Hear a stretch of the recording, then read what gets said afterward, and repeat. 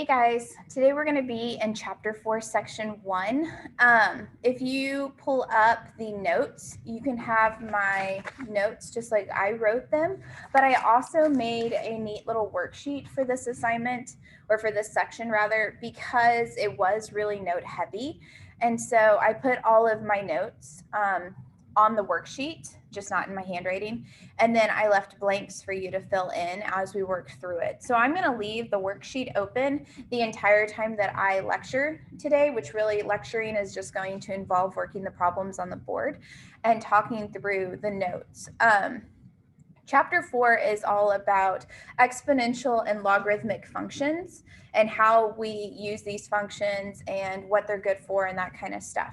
So 4.1 is all about exponential functions.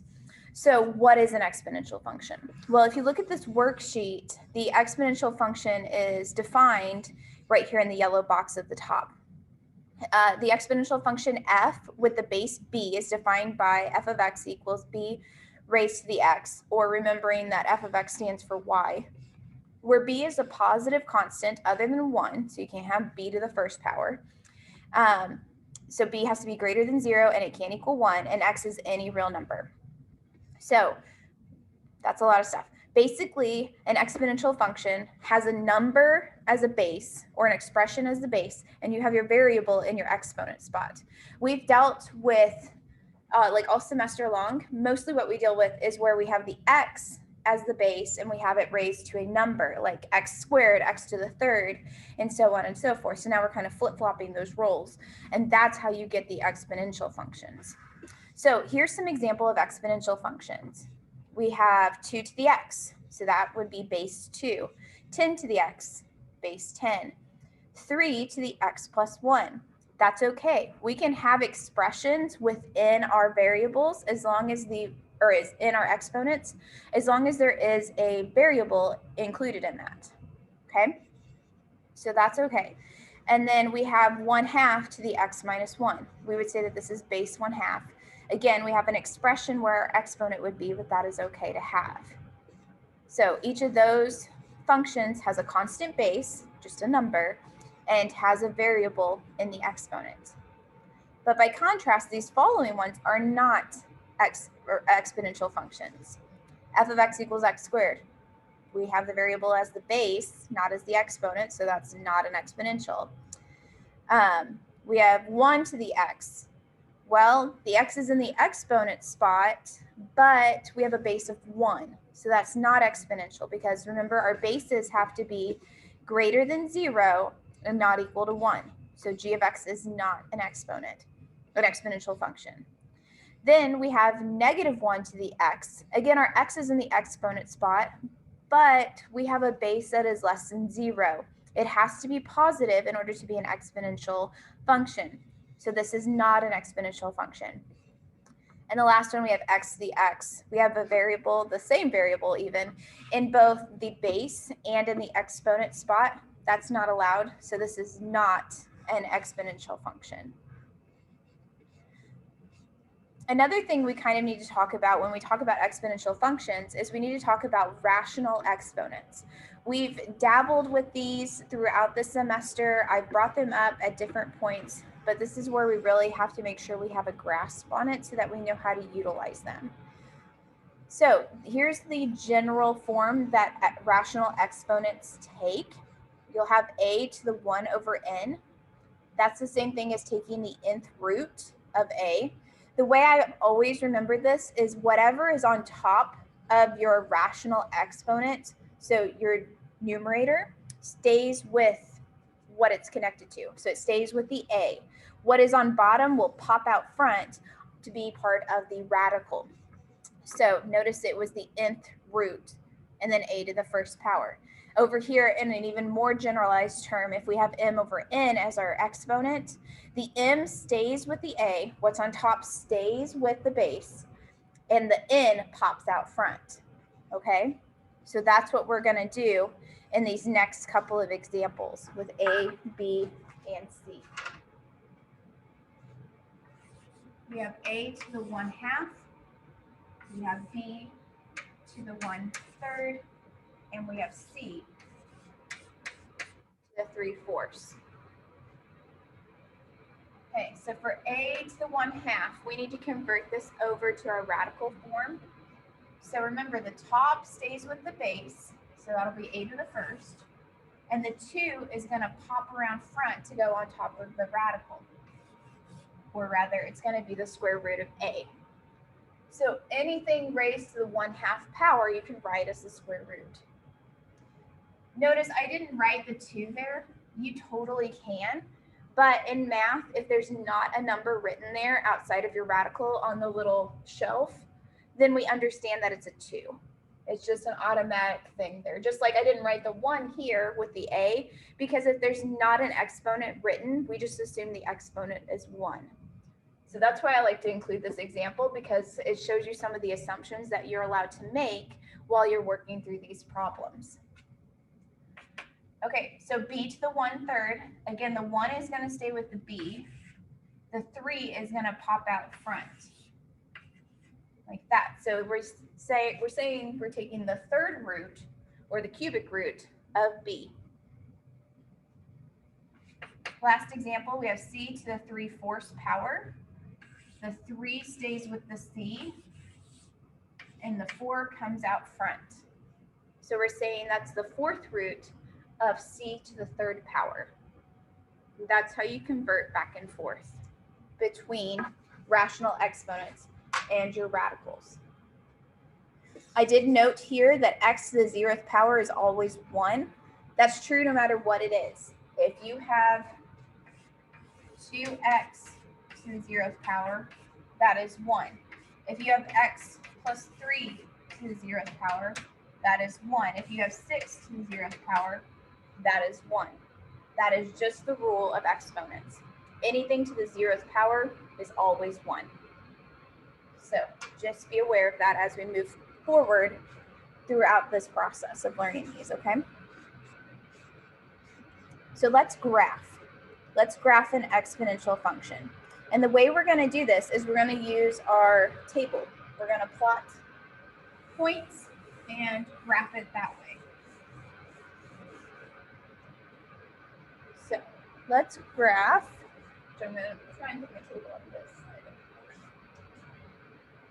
We're going to graph f of x equals 2 to the x. That's what we're going to graph. So I'm going to make my table.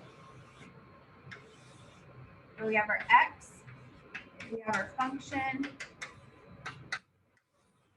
we have our y values. And when you're doing the table method or the point plotting method, the way that I always recommended doing it is pick 2 negative numbers, pick 0 and 2 positive numbers, so that you get a pretty good idea of what's going on everywhere in your graph. So I'm going to do -2, -1, 0, 1, and 2. Those are going to be my x values. So I'm going to plug those in to my function anywhere that there's an x. So 2 to the -2. Remember, negative exponents means you bring it down to the bottom and you become positive when you bring it down. So 2 to the -2 power becomes 1 over 2 to the 2nd power, which equals 1/4. 2 to the -1 power becomes 1 over 2 to the 1st power, which is just 1/2. 2 to the 0th power, well, what did we just say? What is the rule? Anything to the 0th power is 1. 2 to the 1st power is 2, and 2 to the 2nd power is 4. Now we have a good list of points that we can plot to get a good idea of what's going on with this exponential function.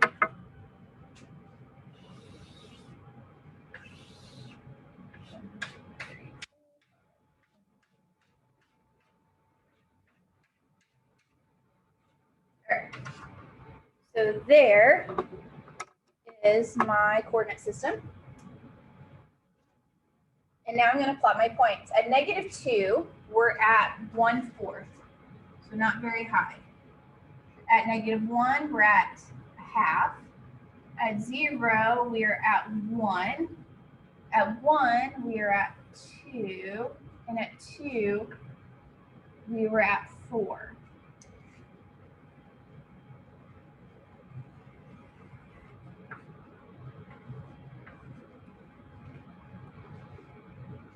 So we have this graph where it's going up pretty sharply on the right-hand side.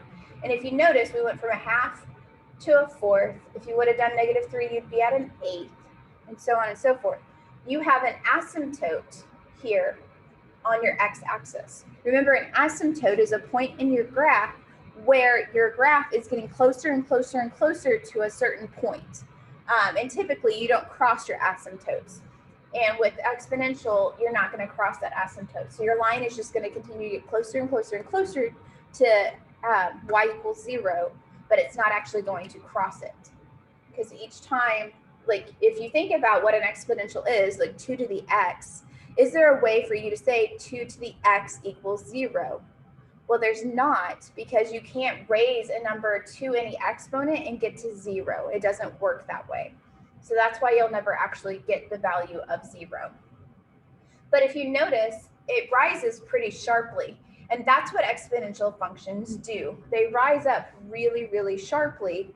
And that's what you talk about with like business and things like that. Like you want exponential growth, because exponential growth means it takes off and you're going to have a really awesome business at that point. So that's what exponential growth is all about.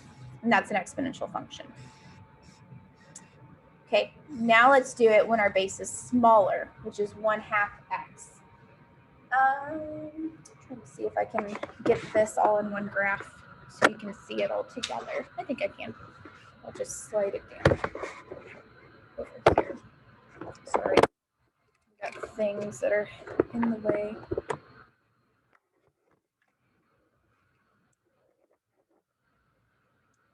Angle's a little wonky, but we'll be able to put our table over here, and I'll graph the same. I'll graph on the same coordinate system. You obviously have your own coordinate system if you printed off my notes, and you can use that.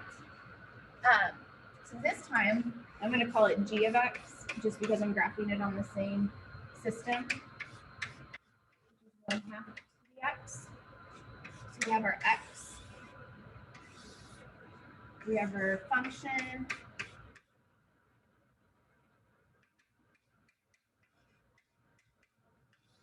And then we have our y value. We're going to do it the exact same way. I'm even going to choose the exact same points for my x's, because those are kind of my go-tos. So I have -2, -1, 0, 1, and 2. So we have we have 1/2 to the -2. Remember, negative exponents flip. When we had 2 to the -2, it became 1/2 squared. So when we have 1/2 raised to the -2, that's the same thing as flipping it. So it would be 2/1. And then your exponent becomes positive. So that becomes 2 squared, which is 4. 1/2 to the -1. Again, we're going to flip it. It'll be 2 to the first, which is 2. 1/2 to the 0th power. Anything to the 0th power is 1. 1/2 to the first power is 1/2. And 1/2 to the second power, or squared, is 1/4.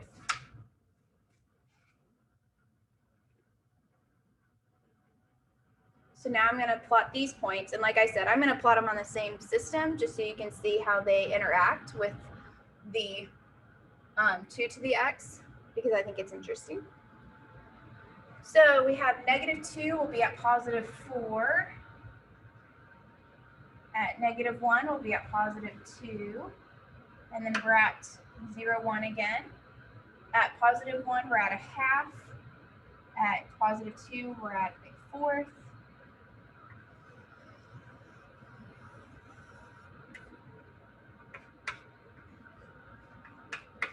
So there is our g of x.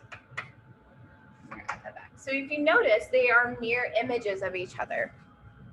They are reflexive about the y-axis. And so I think that that's pretty interesting. It also is interesting to note that when your base is less than 1, so when it's a fraction, that it is a decreasing or a negative graph, whereas when your base is positive like 2, you have an increasing function. So you have a decreasing function if you have a fraction, you have an increasing function if you have a whole number as your base. So I think that both of those things are very interesting to note as we move through this section and graphing. I'll move you back over here now. So there's our two graphs. Now here's some characteristics and interesting things that we need to note about the exponential function. Let me make my screen just a tiny bit. Actually, let me slide this over. There. That way I can pull it up fully. This whole next page in the notes or in the handout was really just notes, which is why I wanted to make sure it was a worksheet and you had all the information. Because it's a lot of information, but it's a lot of good information to know. So these are true about all exponential functions that have the form of f of x equals b to the x. The domain is negative infinity to positive infinity. If you look at the two graphs we did, notice there's arrows on both ends. So they're going to keep growing outward and upward regardless forever. So they're going to hit every single x value. So your domain is negative infinity to positive infinity. Your range is 0 to positive infinity. If you notice, we never came down here. And that's because we have positive bases. That was a rule for an exponential function. And then we are raising them to, we're raising them to exponents, which is only going to make them more positive. Like we can't ever get to 0, like I talked about a minute ago. So we're going to get really, really close to 0, no matter which way we go. So 0 is the lowest we're going to ever potentially get to or get really close to.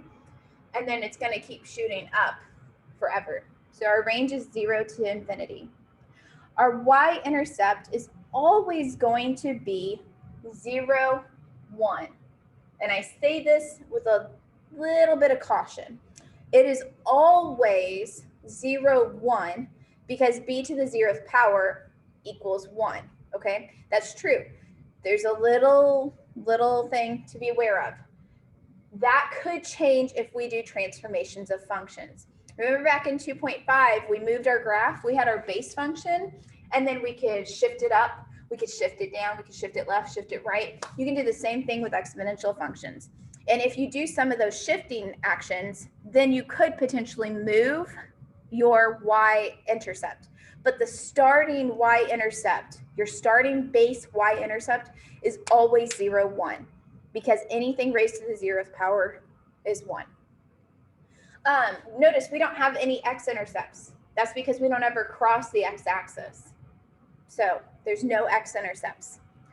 And then like I just pointed out with our two graphs, and one of the reasons I wanted to put them on the same graph is if our b was greater than 1, so that was our first one, our f of x, if our b is greater than 1, we had an increasing function. Okay, and the greater value that b is, so the bigger it is, the steeper this increases. This was just with a base of 2. If we had a base of 100, it'd be like shooting off towards the sky really, really fast. If your base is between 0 and 1, so it's a fraction, then you're going to have a decreasing graph like we did here with our g of x, or with our 1/2 raised to the x. And the smaller the value, the steeper the decrease. So this was just for a half. If we had done a 4th or an 8th or a 10th, then it would have been even steeper of a decrease. F of x equals b of x is 1 to 1. Remember, 1 to 1 means that it has an inverse. That means that it is a function. And that means it passes the vertical and horizontal line tests. That's what it means to be 1 to 1. If you're a function, you pass the vertical line test. If you're 1 to 1, you pass the horizontal line test. All of your exponential functions will pass those tests. And then lastly, your functions, your exponential functions will have an asymptote at y equals 0. That's where they're going to hug. They're going to come and they're going to hug that axis. And so right here at the bottom of that is the very general pictures, which looks a lot like our examples that we just did. But these are generalized in that it doesn't say 2 to the x and 1/2 to the x. But this is all the information about exponential functions. Okay? So, like I warned, there are transformations for these exponential functions. But here's the good thing. Just like every other time we've encountered transformations of functions, they're following the same rules. So a vertical transformation is going to look the same here as it did back in 2.5, and as it did with quadratics, and as it did with the linear equations. It doesn't change just because we're dealing with exponents. The only thing that kind of changes is, so look, vertical translations or transformations, vertical shifts happen when you tack on that plus or minus c at the end, and it goes in the same direction that it's always gone. Plus c means we shifted up, minus c means we shifted down. That's where it will affect your y-intercept. Because if we shift these up 1, well then your y-intercept isn't at 0, 1 anymore, it's at 0, 2. So that's how that can happen. Your horizontal shifts are going to happen when you have plus or minus c in your exponent section. So that's when it's attached to the x's, because that's what's happening with horizontal shifts. Horizontal shifts affect your x's, so they're attached to your x's, and they go the opposite direction. A plus c will shift you to the left, and a minus c will shift you to the right. Then you have your reflections. You have a minus out front, and that will reflect you about your x-axis. So that means that you're gonna flop down. If the if the negative is connected to your x, then it's going to be reflected about your y-axis. So you're gonna flip this way across your y-axis. Then you have vertical stretching or shrinking. Again, if you hear vertical, it needs to be outside, not with your x, and that's what happens here. That C for vertical stretching or shrinking happens out front and is not connected to your x, and it does the logical thing that you think, where if it's bigger than 1, it's a stretch, and if it's a fraction, then it's a shrink. Whereas the horizontal stretching or shrinking does the opposite, and it's connected. Notice that C is up there with your x and your exponents. And so if C is greater than 1, you shrink, and if it is greater, or if it's a fraction, then it's going to stretch. Okay, so these really do follow the exact same rules we've been doing all semester long. And I warned you that the stuff from 2.5 was never really going to go away, and that's because it keeps popping back up as we keep going through all these different types of functions. So we are going to graph 2 different graphs on the same grid so that we can see the transformations. Okay, I'm going to try and leave most of the transformations up there for you to see, so you can see what's going to happen. But we're still going to use the table method for these, and we're going to graph them on the same coordinate system, but I am going to erase everything that I already have up here.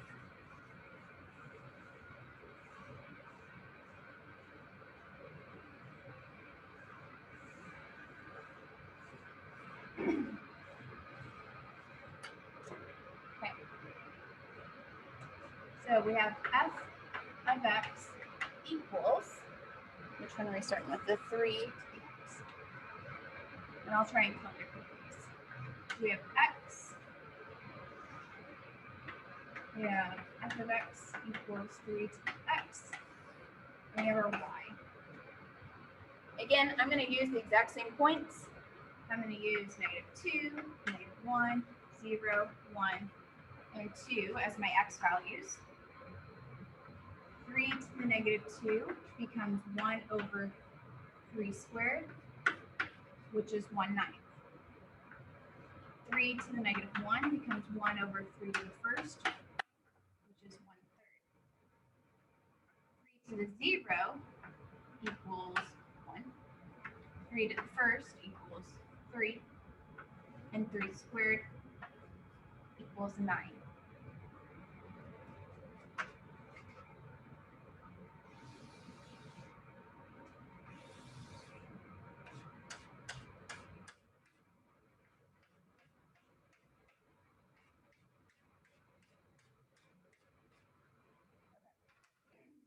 go ahead and graph it as we do it, and then I'll just do the other one because I want to show you that there's really two different ways you could do it. So at -2, we're at 1/9, so it's a tiny little dot just above. At -1, we're at 1/3. At 0, we're at 1. At 1, we're at 3. At 2, we're at 9.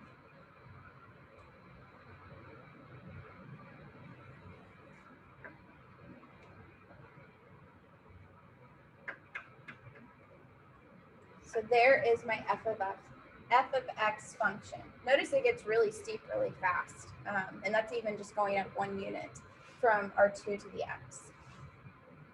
So now I'm going to do the exact same process with our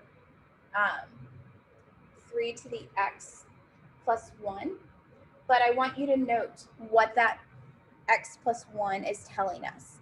So notice that plus 1 is attached to the c, is attached to the exponent. So that tells me I'm having a horizontal shift. And since it's a plus, that means I'm shifting to the left 1 unit. So that means I could take each of these points that I already have and I can move them to the left 1 unit. That's if I know how to do translations. If I don't know how to do these transformations, if I don't have them memorized and it comes to test day, you need to do the table, okay? So I'm going to do the table this time just to show you, but I'm going to just talk about what types of transformations are happening from here on out, okay?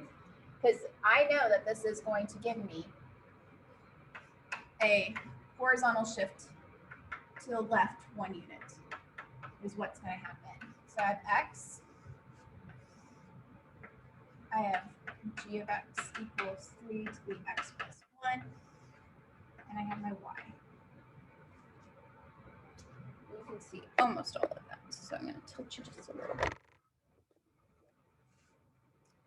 So I'm going to use the same points,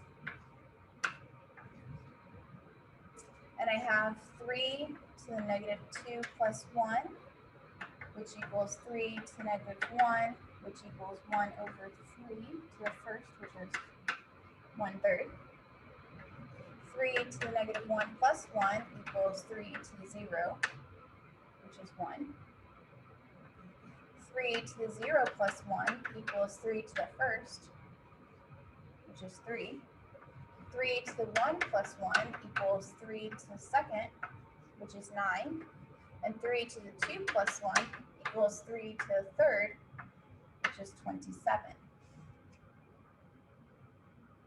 So I have all my points, and I can plot these points, and I can also just show you by shifting over on the graph. So my first point was -2, and at -2 it was 1/3.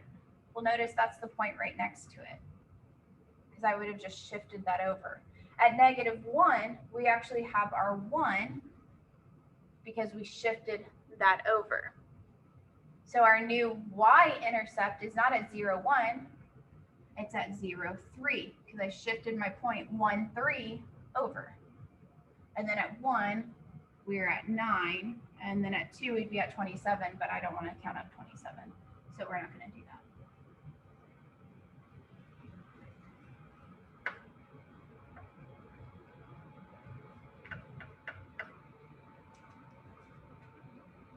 There, you can see we have our original function, which is 3 to the x, and then if we shift to the left 1 unit, we have 3 to the x plus 1.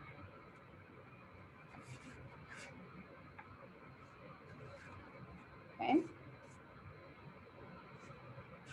We're going to do another one, another shifting one so that you can see how it works. But like I said, this time I'm going to use the table for the first thing, and then I'm going to just talk about the vertical or the horizontal or whatever shifting is happening. I'm not going to do a table for the second time.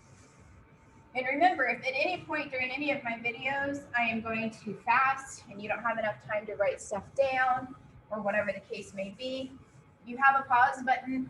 You can always pause me until you get the things copied down that you need to get copied down, and then you can resume the video. That's the nice thing about these virtual lectures. Okay. So this next example, we are graphing f of x equals 2 to the x and f of x equals 2 to the x minus 3. Kind of wish I wouldn't have erased that. our first example, you can always flip back if you really want to, or you can just redo the work. It's not a lot of work. Because we did already graph 2 to the x on the front, but that's okay. -2, -1, 0, 1, and 2. 2 to the -2 equals 1 over 2 squared, which is 1/4. 2 to the -1 equals 1 over 2, which is 1/2. 2 to the 0 equals 1. 2 to the first equals 2. 2 squared equals 4.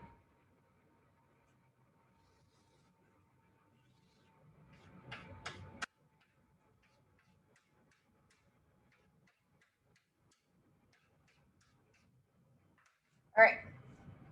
So 2 to the x. I have -2, 1/4. I have -1/2. 0, 1, 1, 2, 2, 4.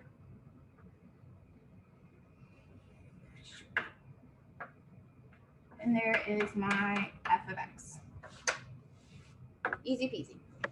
Plot the points. There's your graph. Now, our g of x is 2 to the x minus 3. Notice that this minus 3 is not connected in our exponents. It's down here off to the side, just tacked on at the end. Remember, if it's tacked on at the end, then that tells me this is a vertical shift. Vertical shifts do exactly what you think they're going to do. They're going to move up if they're positive, they're going to move down if they're negative. So what this tells me is I have a vertical shift down 3 units. So every point that I have on my f of x, my x's don't change, just my y's change. And so I'm just going to shift them down 3 units. So instead of being at 0, 1, I'm going to go 1, 2, 3. I'm now at 0, -2. This is how our intercepts change. And this is also the only time that you're going to get an x-intercept. And I'll show you that. So at 1, 2, we're going to go 1, 2, 3. Becomes 1, -1. And then we had 2, 4, which is going to become 2, 1. Now, if you are shifting the graph down 3 units, there's something else that shifts down 3 units, and that is your asymptote. You had an asymptote at y equals 0, but we have to move it down 3 units as well. So it's going to come down 1, 2, 3, down to this y equals -3. And there is your new asymptote, which makes sense because as we move down everything 3 units, you're going to see that everything's going to get closer and closer and closer to this -3.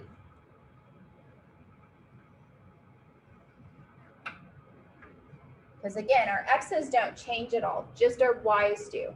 So we take every y and we subtract 3 from it, and that gives us our new coordinates. But when you do vertical shifting, you do have to move your asymptote as well. The vertical shifts are the only shifts where you have to move your asymptote. Nothing else is going to affect them like that. Okay, so we did a horizontal shift, we've done a vertical shift. Those are the 2 main ones that you're going to deal with throughout this assignment. Okay, so let's talk a little bit about this natural base of e. There's a number in math called e. Remember way back when we talked about complex numbers and we had the imaginary unit, which was this I? Well, now we have a natural base. So instead of a base of a whole number, we have a base called e, and that's called our natural base. And these functions look like f of x equals e to the x, which is a natural exponential function. This e is equivalent to about 2.71 blah, blah, blah, blah, blah, blah. It's kind of like pi. If you know the number pi is 3.1415, on and on and on and on. It keeps going on for forever. So it's an irrational number, but it stands in for this natural base. Okay, so you use it exactly the same way. Will you graph with it? Not really, because you don't want to type 2.718 blah, blah, blah. But when we start talking about logarithms, we're going to have what's called the natural log, which is base e, which is an ln. And so it's good to know that you can compute things and you can graph with them. If it gave you the graph of e to the x, if it gave you this graph to start with, and it said e to the x plus 1, you could shift that graph up 1 unit, or you could shift it down 1 unit, or you could move it around, and you could do that just fine. So you can still do transformations with it. You're just probably not going to compute out over here what that means exactly, because e is not a nice number. So there's your exposure to it. We're going to talk a lot about e, or use e a lot in this chapter, in chapter 4. Specifically today, we're going to use it when talking about interest problems, because we are going to do some interest problems. Some of you really like to know real world applications to these to these things that we cover in math. Exponential and logarithmic functions are very applicable because they have real world applications. When you start a business, you want exponential growth, because exponential growth means that you don't have a lot, but man, you're getting a lot out of it. You don't want exponential decline though, because that's horrible. So we're going to do some interest problems to show you how we use these specifically. And one, excuse me, one thing to note, because I always try to note this whenever we come to these points, these topics, compound interest and continuously compounding interest problems are always on the final exam. So you need to memorize these. You need to memorize these formulas and know how to use them so that you can use them on the final exam. So compound interest problems, that's A equals P, which is your principal, times 1 plus R over N, where R is your rate, converted from a percentage to a decimal, and N is the time, number of times that you compounded in a year, raised to the NT, which is, again, the number of times per year times the number of years. Continuously compounding interest problems are just A equals principal times the E, that irrational number that we just talked about, E, raised to the RT, so the rate times the time. I usually just say PERT. So A equals PERT is continuously compounding interest problems. So let's do a couple of examples of these so you understand what I'm talking about. These are straight out of your textbook that we're going to work. Let me erase this information.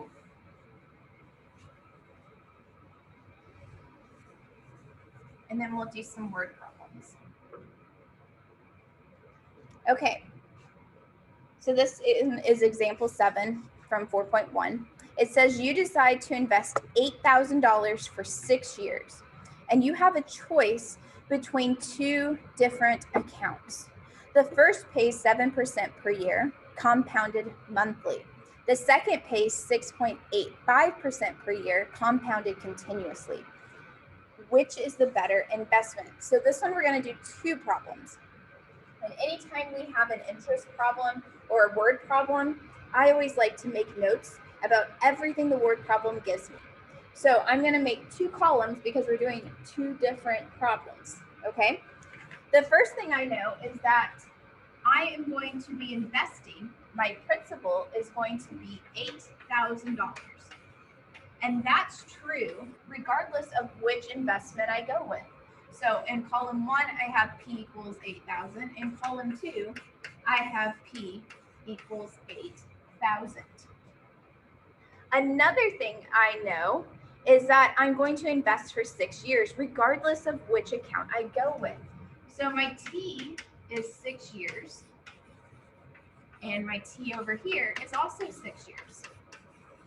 Those are all things they have in common, okay? Now it's gonna deviate. Now we're gonna have some differences. The first pays 7% per year. So that's my rate. My rate is 7%. But we need to convert that to a decimal, so that's 0.07. My rate for the second one says it is 6.85%. Again, convert that to a decimal, and you have 0.0685. So there's my rates. We know that the first is going to be compounded monthly. So if you scroll back up, compounded monthly means we're going to use this compound interest problem right here. So we have this n that we have to account for, which tells us the number of times that it's compounded per year. So if it's compounded monthly, you have to ask, well, how many months are in a year? There's 12 months. So your n value is going to be 12 because it's going to be compounded every single month. Now, your continuously compounding one doesn't have an n because it's doing it constantly. That's why we use the e. So for that one, we just need the p, the r, and the t. We have the p, the r, and the t, so we're good to go. So now we're going to plug these different values into their corresponding equations. So for this one, I had a equals p times 1 plus r over n to the nt. So I have 8,000 times 1 plus 0.07 over 12. 12 times 6 is 72. Okay. You can type all of that into your calculator, or if you wanted to work it down a little bit further, you could say that's 1.52011 raised to the 72nd power. And whenever I do squiggles, squiggly equals, that means they're equivalent to, that means I'm going to go ahead and round to, we're dealing with money. Anytime you deal with money, unless it tells you to round to the whole dollar, you're going to round to the nearest cent. Okay, that's 2 decimal places. So I get $12,160.84.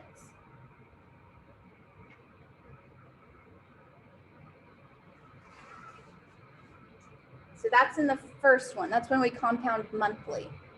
This one, we're going to compound continuously. This is PERT. P equals R, P, E, R, T.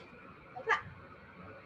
So we put 8,000 in, E, and then your rate was 0.0685 times 6 years, like that. On your calculator, you have an e to the exponent power. You would just type that in. That's equivalent to 14,900. Oh, wait, sorry.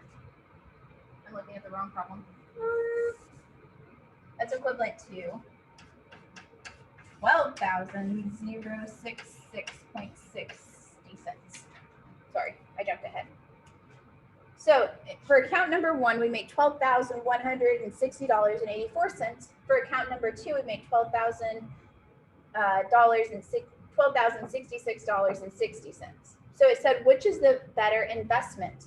Well, this first one is better because you make about an extra $100. So you want to compound or invest at that first one where you compound it monthly, but it has the higher interest rate. Okay.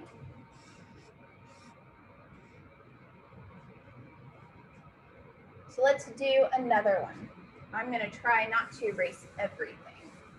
So I have a feeling we're going to need a lot of the same stuff. So I'm going to try and leave a lot of it up there, but I can't. I could be wrong. Maybe we don't need all the same stuff, but just in case. All right. Another example. A sum of $10,000 is invested in an annual rate of 8%. Find the balance in the account after 5 years subject to quarterly compounding and continuously compounding. So we do need both of our things. We do need both layouts. Because we are going to invest $10,000, but I need to know at which one. Do I want to compound it quarterly or do I want to compound it continuously? So my time, how many years did it say? It said 5 years. The rate, this is what's interesting. This time the rate is the same. It's 8% regardless of which investment I go with.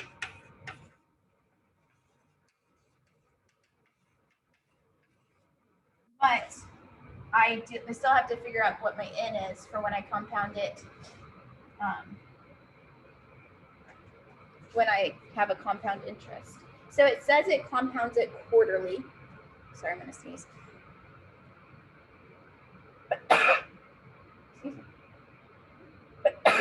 excuse me, chalk dust.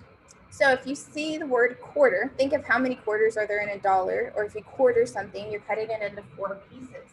So that means you're going to have 4 compounds in a year. Now we have plug and chug problems. For compound interest, I have $10,000 times 1 plus our rate, which was 0.08 over 4. 4 times t is 20. If you wanted to simplify that down a little bit, good. 1.02 inside raised to the 20th power times 10,000. You get an equivalency of $14,859.47.